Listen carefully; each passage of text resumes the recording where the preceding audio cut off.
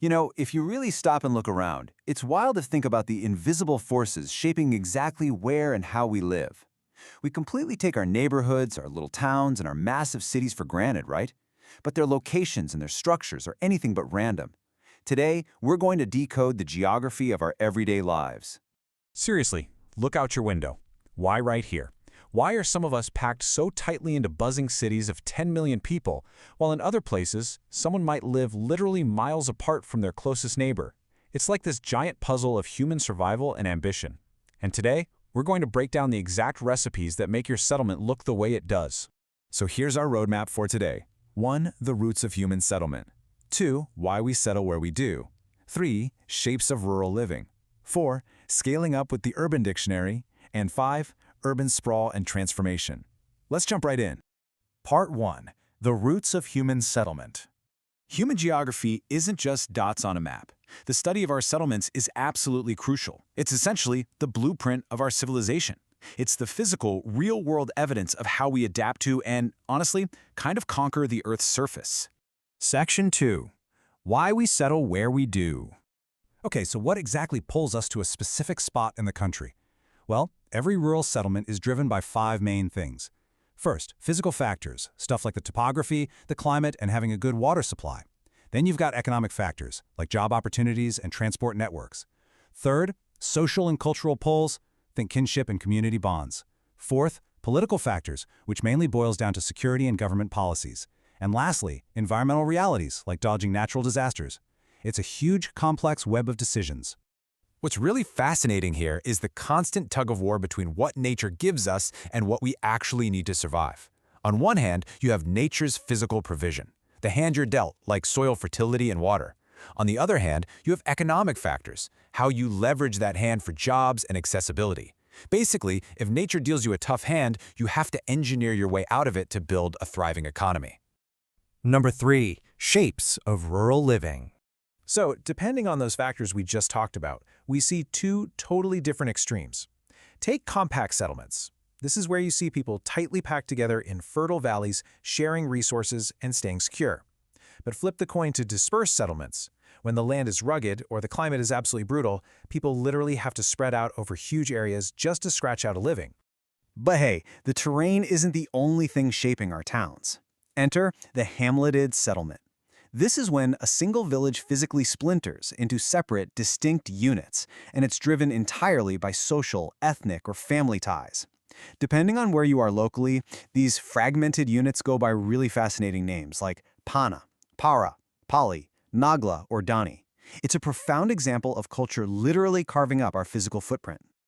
And if you zoom way out, like satellite view, these rural areas form these wild geometric patterns. You've got linear, oval, triangular, rectangular grid patterns, and even step patterns. A linear setup, for example, usually happens when a settlement clings right to the edge of a river or a major road. The community basically hugs the lifeline it relies on. Section 4. Scaling up, the Urban Dictionary.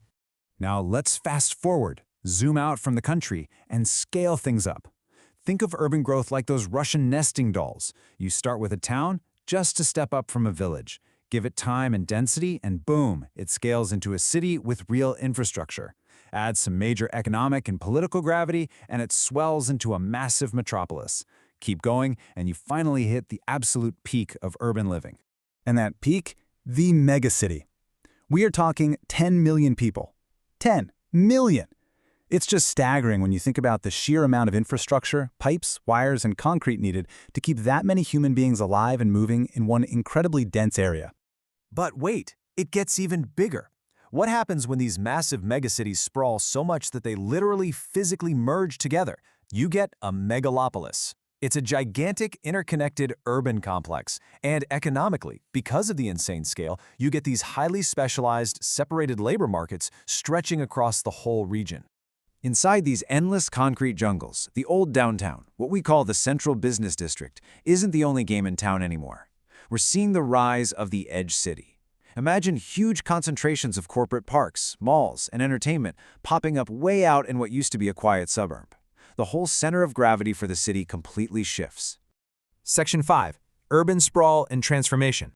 Of course, this kind of explosive growth has consequences, namely urban sprawl. It's this almost unstoppable wave where the concrete environment basically bleeds outward, literally swallowing up the rural agricultural land we were talking about earlier.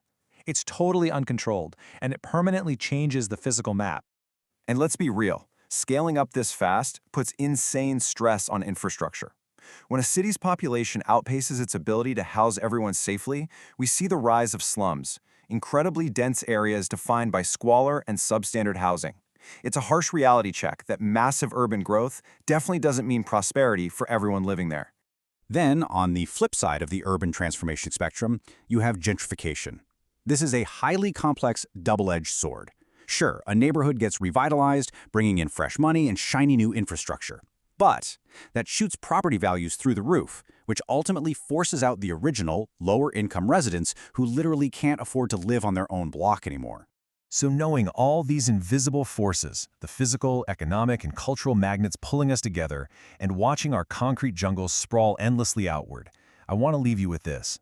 When you look out your window today, you now know exactly why your neighborhood looks the way it does.